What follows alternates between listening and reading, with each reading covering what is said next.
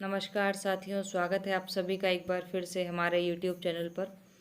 आज हम पढ़ने जा रहे हैं मॉलिकुलर बेसिस ऑफ इनहेरिटेंस का पार्ट 3, जिसमें हम पढ़ेंगे प्रोटीन्स के बारे में। अभी तक हम पढ़ चुके हैं डीएनए की संरचना। डीएनए के लिए जो जेनेटिक मटेरियल है उसके लिए जो 2 एक्सपेरिमेंट किए थे उनको हम देख चुके हैं, जिनमें एक था ग्रिफिथ एक्सपेरिमेंट और दूसरा था हर्शी एंड चेस एक्सपेरिमेंट। उसके बाद हमने पढ़ा आरएनए के बारे में, और आरएनए के में हमने पढ़ा ट्रांसक्रिप्शन प्रोसेस कैसे होती है, अर्थात डीएनए से आरएनए की फॉर्मेशन किस तरह से होती है। आज हम पढ़ेंगे कि आरएनए से प्रोटीन कैसे बनता है।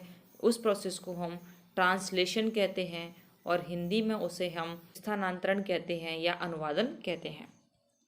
लेकिन इस प्रोसेस को करने से पहले हम इसके बारे में ही पढ़ेंगे कि जेनेटिक कोड क्या होता है, जिन्हें हम जेनेटिक कोड कहते हैं, वह क्या होता है और किस प्रकार के होते हैं, उनकी क्या क्या विशेषताएं होती हैं, क्योंकि 3 नंबर की दृष्टि से ये भी बेहद महत्वपूर्ण है।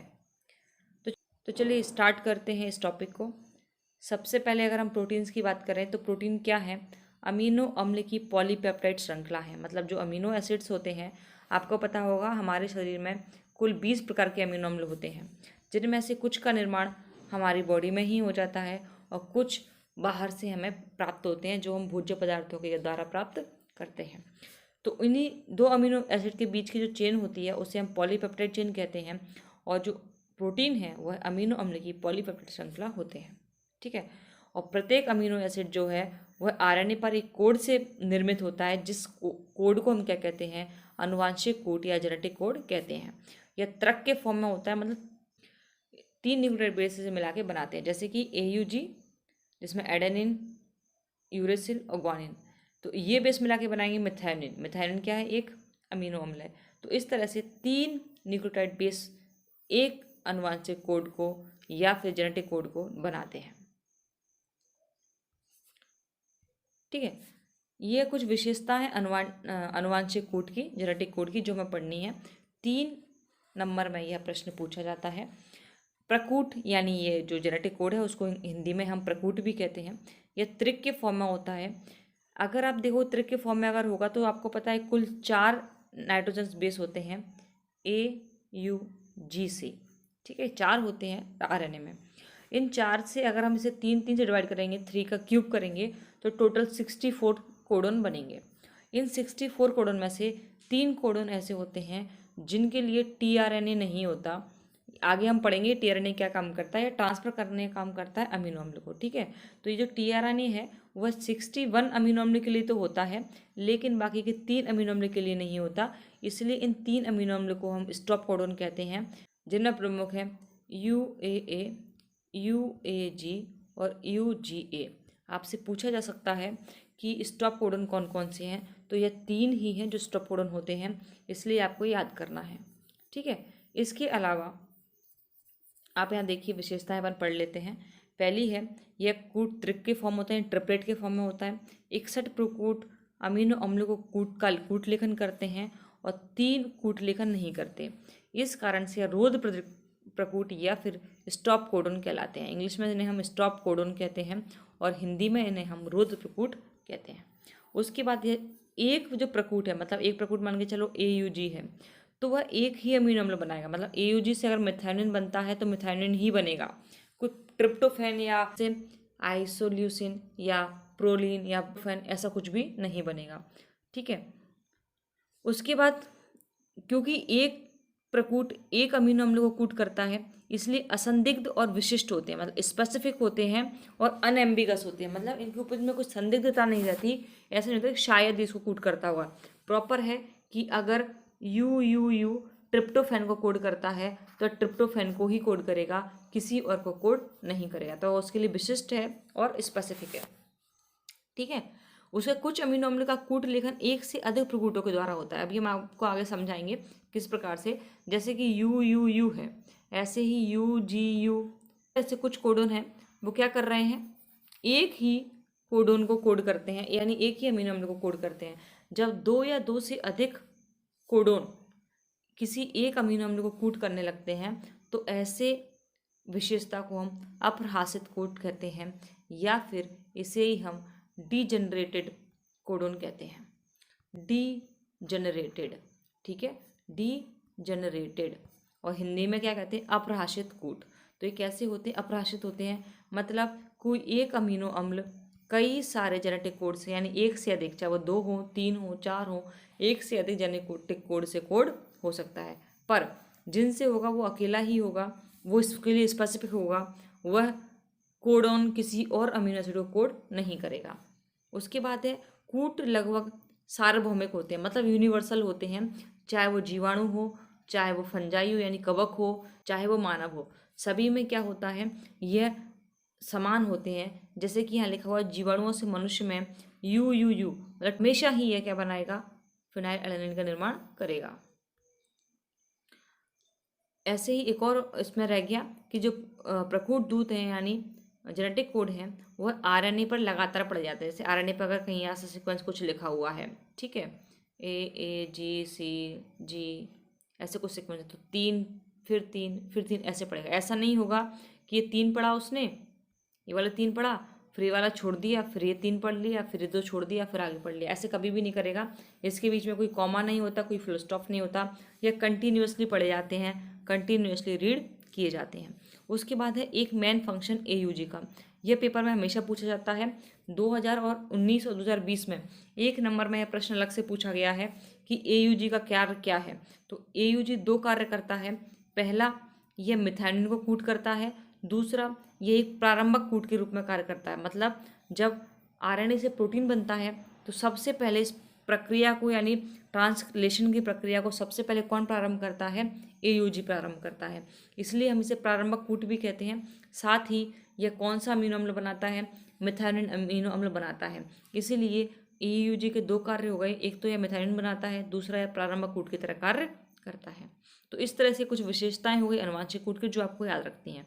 तो चलिए यहाँ पर हम देख लेते हैं, जैसे कि ये है UCAG हमने इधर उधर लिख लिया, और कितने टोटल कोडन बन गए, 64 कोडन बन गए। इनमें से इन 64 कोडन में से अब आप देखो फिनाइल एलानाइन के लिए UUU ट्रिपल U और UUC, ये 2 चीज़ें दोनों किसे कोड कर रहा है, फिनाइल एलानाइन को। तो ऐसा नहीं होगा कभी भी कि यू से ल्यूसिन बन जाए या थ्रायोनिन बन जाए, है ना, या लाइसिन बन जाए, कुछ या आर्जिनिन बन जाए, कुछ और नहीं बनेगा। यू से हमेशा ही क्या बनेगा, फिनाइल एलानाइन बनेगा। इसीलिए यू कैसा स्पेसिफिक है किसके लिए, फिनाइल एलानाइन की है। लेकिन फिनाइल एलानाइन सिर्फ यू से बनेगा ये ज़रूरी नहीं है, फिनाइल एलानाइन UUC से भी बन सकता है। तो इस प्रॉपर्टी को हम क्या कहते हैं, डिजेनरेटेड प्रॉपर्टीज़ की कहते हैं। ठीक है, अब आशा है कि आपको समझ में आ गया होगा स्पेसिफिक यानी विशिष्ट और डिजेनरेटेड में डिफरेंस क्या होता है। नेक्स्ट ट्रांसलेशन प्रोसेस पढ़ते हैं। ट्रांसलेशन किस तरह से होता है, मतलब आरएनए से प्रोटीन किस तरह से बन रहा है, इसी को हिंदी में स्थानांतरण कहते हैं, या फिर इसी प्रोसेस को हम अनुवादन भी कह देते हैं। तो यह वह प्रक्रिया है, मतलब ट्रांसलेशन वह प्रक्रिया है जिसके द्वारा किसी विशेष प्रोटीन के लिए mRNA कोड अनुवाद के रूप में जाना जाता है, जिसमें हम mRNA का अनुवाद करते हैं प्रोटीन के रूप में। इस प्रक्रिया में राइबोसोम DNA से उत्पादित mRNA को विशिष्ट अमीनो अम्ल की एक श्रेणी में बदल देता है। मतलब जो mRNA पर सीक्वेंस दिया रहता है, उस mRNA के सीक्वेंस को राइबोसोम क्या करता है, राइबोसोम एक अमीनो एसिड की श्रृंखला में बदल देता है, और यही अमीनो एसिड्स आपस में मिलकर प्रोटीन का संश्लेषण करते हैं। तो स्थानांतरण प्रक्रिया क्या हो गई, आरएनए से प्रोटीन के निर्माण की प्रक्रिया को हम ट्रांसलेशन या स्थानांतरण कहते हैं। जैसा मैंने आपको कल भी बताया था, ये टीआरएनए का डायग्राम है।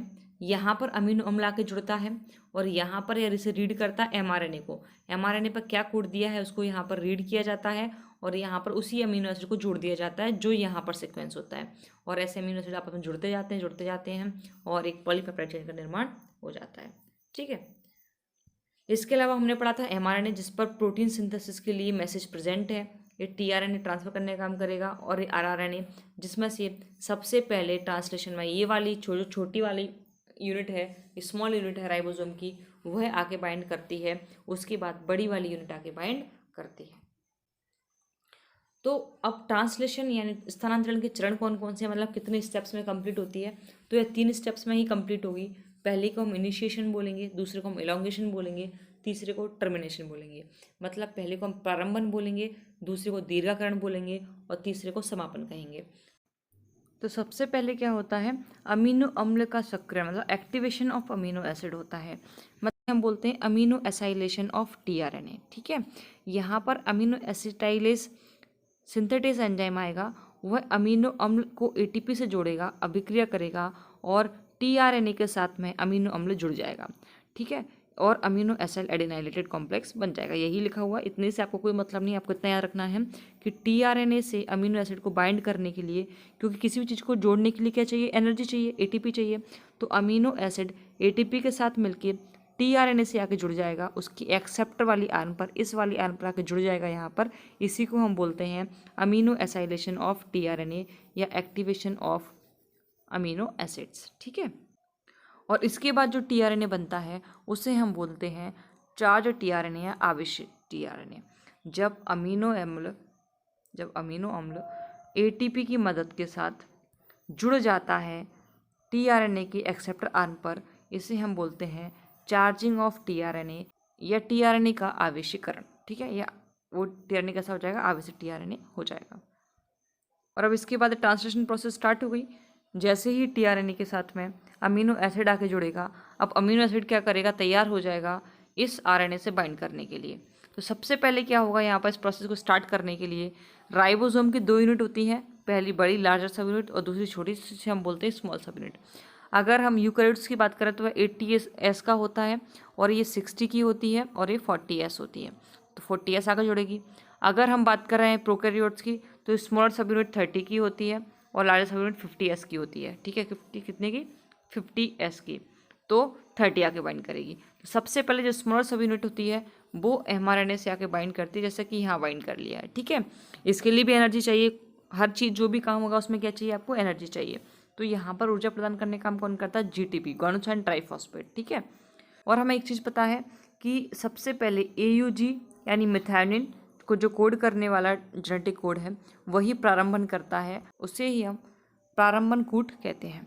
ठीक है, तो इस तरह से सबसे पहले टीआरएनए कौन सा वाला आएगा, जिस टीआरएनए के पास में मिथायोनिन होगा। ठीक है, तो सबसे पहले अनुवादन के आरंभ में राइबोसोम की छोटी इकाई एमआरएनए के साथ में बाइंड कर जाए, जैसे यहाँ कर गई है। उसके बाद प्रारंभिक कोडन AUG की पहचान करके मिथायोनिन अमीनो अम्ल युक्त टीआरएनए, मतलब ऐसा टीआरएनए जिसके पास क्या है, मिथायोनिन है, वह आएगा और यहाँ पर आके जुड़ जाएगा। किससे आके जुड़ेगा, राइबोसोम की बड़ी वाली यूनिट से, जैसा आप यहाँ देख रहे हो, ये राइबोसोम की यूनिट है बड़ी वाली। ठीक है, लार्जर सब यूनिट यहाँ पर आके बाइंड करेगा। यहाँ पर आपको 3 साइड दिख रही होंगी, EPA। तो EPA क्या है ये समझ लो, ए वो जगह है जहाँ पर टीआरएनए आता है, और इस पर जो टीआरएनए होता है वो इसके साथ में पॉलीपेप्टाइड बाइंड बनाता है, और ई से वो बाहर निकल जाता है, एग्जिट कर जाता है। जब पॉलीपेप्टाइड चेन बन जाती है वो अमीनो एसिड को ट्रांसफर कर देता है, तब वो जो टीआरएनए बच गया, अनावेशित टीआरएनए, वो यहाँ से बाहर निकल जाता है। मतलब टीआरएनए सबसे पहले यहाँ आएगा, इससे बाइंड करेगा और यहाँ से बाहर निकल जाएगा। इस तरह से प्रोसेस चलेगी। तो ये देखिए अब क्या हो रहा है, इलोंगेशन, मतलब एक बार प्रोसेस स्टार्ट हो गई, जब स्मॉलर सब यूनिट आके जुड़ गई, लार्जर सब यूनिट आके जुड़ गई और टीआरएनए आके जुड़ गया AUG वाला, मतलब मिथायोनिन वाला, उसके बाद प्रोसेस क्या स्टार्ट हो गया। अब ऐसे ही प्रोसेस चलती रहेगी, फिर से एक नया टीआरएनए आएगा, फिर वो आके जुड़ेगा, फिर प्रोसेस आगे बढ़ती रहेगी और 2 अमीनो अम्ल के बीच में पेप्टाइड बॉन्ड बनता चला जाएगा। अब वैसे तो याद रखना नहीं है, फिर भी एक बार देख लो कि ये EPA क्या काम करता है। तो E कौन सा स्थल है, ये देखो, तो A कौन सा रीजन है जहाँ पर कोडोन आके जुड़ता है, टीआरएनए कोडोन आके यहाँ पर जुड़ता है, और P कौन सा रीजन है जहाँ पर पॉलीपेप्टाइड बॉन्ड बनता है, और E कौन सा रीजन है जहाँ पर अनावेशित टीआरएनए बाहर निकल जाता है। ठीक है, तो इस तरह से इसके रीजन हो गए 3। नेक्स्ट समापन, जब स्टॉप कोडोन आ जाएगा, मतलब UAA, UAG या UGA, इनमें से अगर कोई भी कोडोन आ जाएगा तो इन तीनों पर क्या होता है, इन तीनों के लिए कोई टीआरएनए नहीं होता, इनके लिए कोई टीआरएनए नहीं होता। जब इनके लिए कोई टीआरएनए नहीं होगा तो यहाँ पर कोई टीआरएनए आएगा भी नहीं, और जब कोई टीआरएनए नहीं आएगा तो ये प्रोसेस यहीं पर स्टॉप हो जाएगी, और ये प्रोटीन की जो सिंथेसिस हो गई, प्रोटीन की जो चेन बन गई वो अलग हो जाएगी, ये एमआरएनए अलग हो जाएगा, राइबोसोम की दोनों सब यूनिट इससे अलग हो जाएंगी, और इस तरह से प्रोटीन सिंथेसिस कंप्लीट हो जाएगी। तो यहाँ यही लिखा है, जब राइबोसोम एमआरएनए पर गति करता हुआ समापन कोडोन तक, मतलब UAG, UGA और UAA पर आके पहुँचता है, तो राइबोसोम के A स्थल मतलब इस वाले स्थल में कोई टीआरएनए प्रवेश नहीं करता, जिस कारण अनुवादन की प्रक्रिया समाप्त हो जाती है। जैसे ही अनुवादन की प्रक्रिया समाप्त होती है, पॉलीपेप्टाइड श्रृंखला मुक्त हो जाती है, मतलब अलग हो जाती है, एमआरएनए अलग हो जाता है और राइबोसोम भी अलग हो जाता है। इस तरह से अनुवादन की प्रक्रिया का समापन हो जाता है। अब इसको हम एक वीडियो के माध्यम से समझ लेते हैं कि किस तरह से प्रोसेस होती है। मैंने कल इससे पहले वाली वीडियो में मैंने आपको बताया था एमआरएनए की सिंथेसिस के बारे में, और आज हम देखेंगे कि प्रोटीन की सिंथेसिस कैसे हो रही है। तो चलिए देखते हैं वीडियो को। तो ये देखिए, कल हम समझ रहे थे डीएनए से आरएनए कैसे बना, आज हम समझेंगे कि डीएनए से आरएनए के बाद प्रोटीन कैसे बना। तो हमने ये देख लिया था कि न्यूक्लियस है, न्यूक्लियस के अंदर आपको क्रोमोसोम मिलेगा, क्रोमोसोम के अंदर आपको डीएनए मिलेगा, और इसी डीएनए से आरएनए का निर्माण होता है। और जब आरएनए का निर्माण हो जाता है तब उसमें से एक्सॉन्स आपस में जुड़ जाते हैं, इंट्रॉन्स बाहर निकल जाते हैं, प्रोसेसिंग हो जाती है उसकी, और उसके बाद वह आरएनए बाहर साइटोप्लाज्म में चला जाता है। यानी आरएनए सिंथेसिस कहाँ हो रही है? न्यूक्लियस के अंदर, और प्रोटीन सिंथेसिस कहाँ होती है? न्यूक्लियस के बाहर, यानी साइटोप्लाज्म में। ये आरएनए बन गया आपका, आरएनए बनता चला जा रहा है, फिर इसकी प्रोसेसिंग हो जाएगी, और प्रोसेसिंग होने के बाद ये प्रोसेसिंग हो गई है, एक्सॉन्स आपस में जुड़ गए हैं और इंट्रॉन्स बाहर निकल गए हैं, और ये आरएनए फिर कहाँ चला गया? सेल के बाहर साइटोप्लाज्म में। अब यहाँ पर कौन सी प्रोसेस होगी जिसे हम प्रोटीन सिंथेसिस कहते हैं? ये आ गया राइबोसोम, राइबोसोम की स्मॉल सब यूनिट बाइंड की, और ऊपर से लार्जर सब यूनिट, ये आया टीआरएनए। इस टीआरएनए आके यहाँ बाइंड करेगा, ये अमीनो एसिड एक्सेप्टर आर्म है जहाँ पर अमीनो एसिड बाइंड करेगा, और ये जो नीचे आपको दिख रही है वो एंटीकोडन लूप है। ये पूरा क्या है? आपका टीआरएनए है। तो सबसे पहले देखो टीआरएनए आके जुड़ रहा है। अब आप यहाँ पर देखिए, ये आपको जो दिख रहा है बीच में जो है, जहाँ पर है, उसे हम क्या बोलते हैं? पी रीजन बोलते हैं। और उससे पहले वाला रीजन जो आपको दिख रहा है जहाँ अमीनो एसिड एक और आया है, उसे हम क्या बोलते हैं? ए रीजन बोलते हैं, जहाँ पर नया टीआरएनए आके जुड़ता है। ठीक है, और ये नया टीआरएनए क्या करता है? यहाँ पर आके बाइंड कर लेता है, और यहाँ से फिर जब ये इससे जोड़ देता है पॉलीपेप्टाइड चेन को, तो ये बाहर निकल जाता है ई वाले रीजन से। ठीक है, तो आशा है आपको इतना समझ में आ गया होगा। तो आप देखते चलिए, ये पेप्टाइड चेन बनती चली जा रही है और यहाँ के जुड़ता चला जा रहा है। तो इस तरह से प्रोटीन की सिंथेसिस कंप्लीट हो जाती है और प्रोटीन का निर्माण हो जाता है। ये देखिए, प्रोटीन अलग हो गया, इस तरह से मॉलिक्यूल बन गया प्रोटीन का, और ये प्रोसेस कंप्लीट हो गई ट्रांसलेशन की। आशा है कि आप सभी को समझ में आया होगा। कल फिर मिलते हैं एक नई वीडियो के साथ, तब तक के लिए धन्यवाद।